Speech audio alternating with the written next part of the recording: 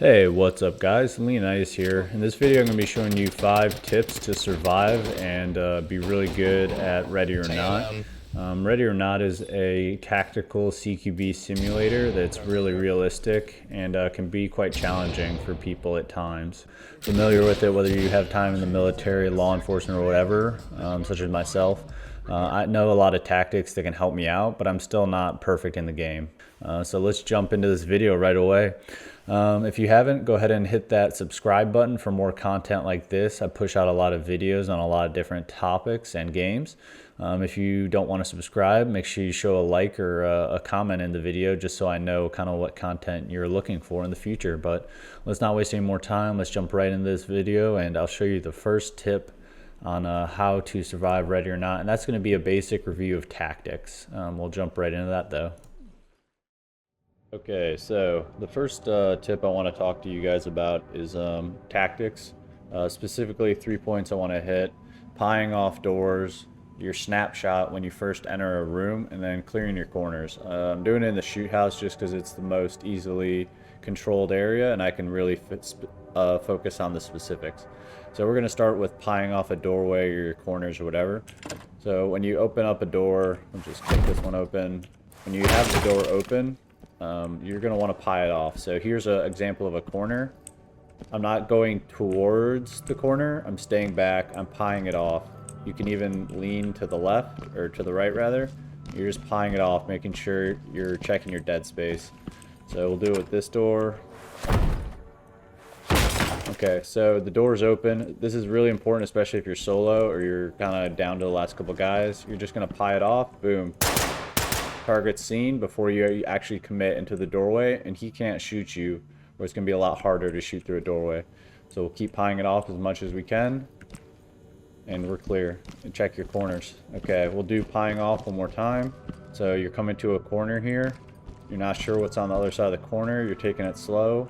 You actually have a shot into the next room here. So you take that guy. You keep pieing. You don't commit until you absolutely have to. You're committing. There it is. There you go. So you come to your last doorway. Put another couple in him. So you're just pieing it off. You're going nice and slow. You're not being too fast about it. You see? Now you've eliminated 2 enemies prior to entering the room, and the only corner I haven't visually cleared is the one to the right. So I know when I push through this doorway, the only corner that there possibly could be another bad guy is to the right. So I'm going to go in, clear. Okay. Next, we're going to talk about snapshot. The snapshot is the view of the room you have right when you enter it. So if I enter the room, boom, snapshot. Enter the room to the other side, snapshot. And it's all you're doing is taking the immediate threat you have now. So if I enter the room to the right, snapshot says immediate threat. I know that's clear, finished a corner. If you're doing it solo, it has to be a lot quicker than if I have a guy coming into the left behind me. So I'm going to the right, snapshot, right's clear. I'm going to back up. Left's clear. So I'll show you how this looks with a open door. Immediate snapshot, looks clear. Pie off my door, target. Keep pieing, another target. Okay, now snapshot, pie.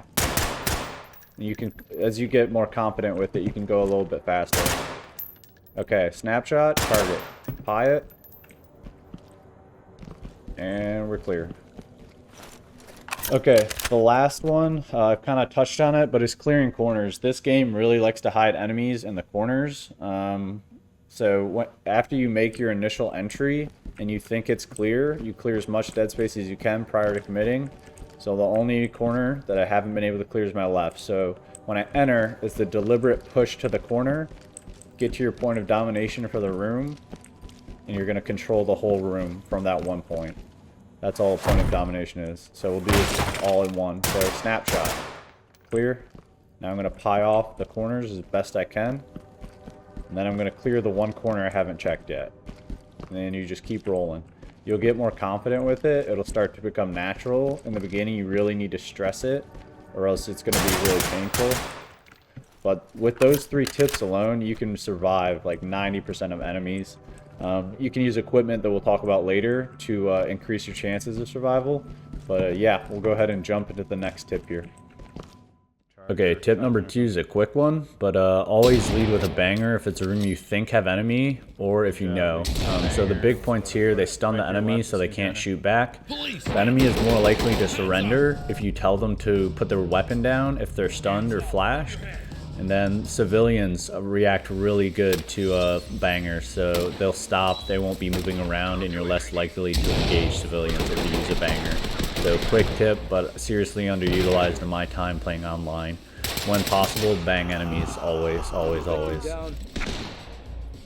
Tip number 3 is a little bit harder to show you guys, but it's noise and light discipline, especially when you're making your initial entry to a building or room. If you're pressing F and telling people to get down, or you have your flashlight, laser, whatever on, the enemy has a line of sight as well as a range in which they can hear you. So if you're yelling or you have your flashlight on as you approach a door, you can see it especially on Meth Lab, on the clip I'm showing you now. They will be able to see your flashlight, they'll be able to hear you moving around if you're sprinting or low ready, which is what it's called in this game. So if you're trying to be stealthy or surreptitious in nature, throw some suppressors on, really fight to be disciplined when using your laser flashlights, and only call out to the enemy when you're trying to get them to surrender. If you can master noise and light discipline, you'll find your enemies not pointing at the door a whole lot more, and you'll be able to surprise them and make them surrender a lot more too. This is huge if you're doing a hostage rescue or barricaded shooter and you want to stay non-lethal. Being really quiet will pay huge dividends for you.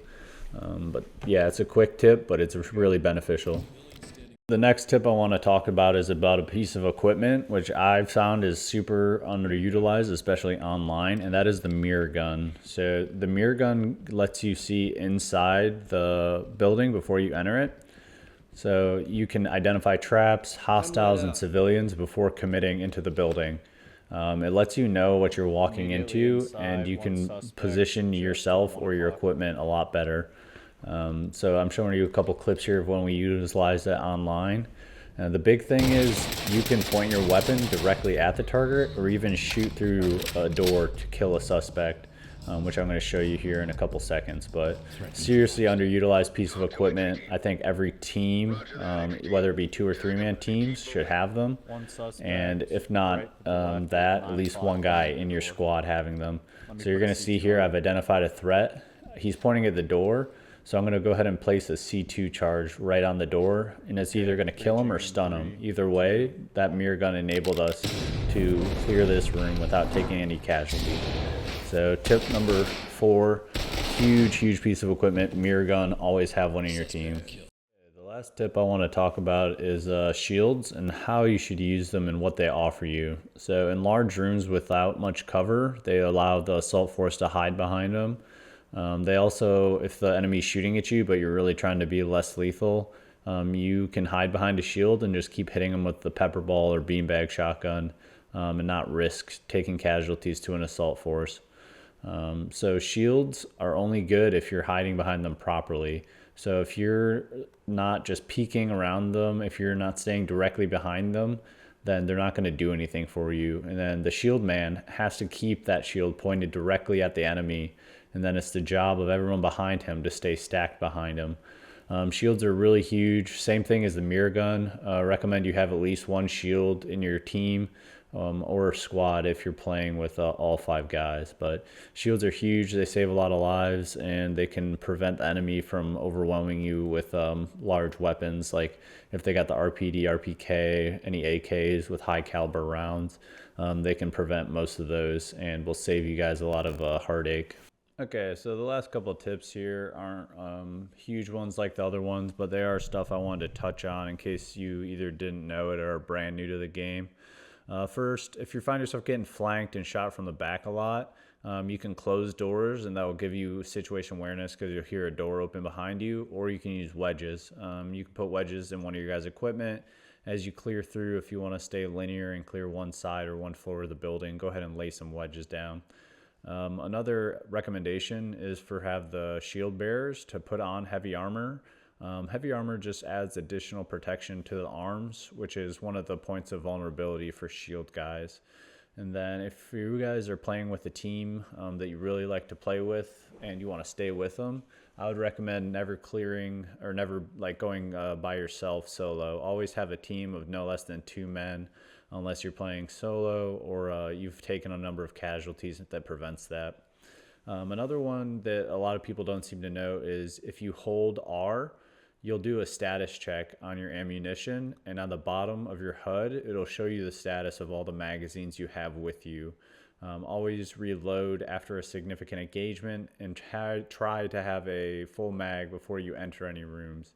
And then while we touch on ammo, I would also throw out there, if you double tap R, you conduct a speed reload and drop your magazine.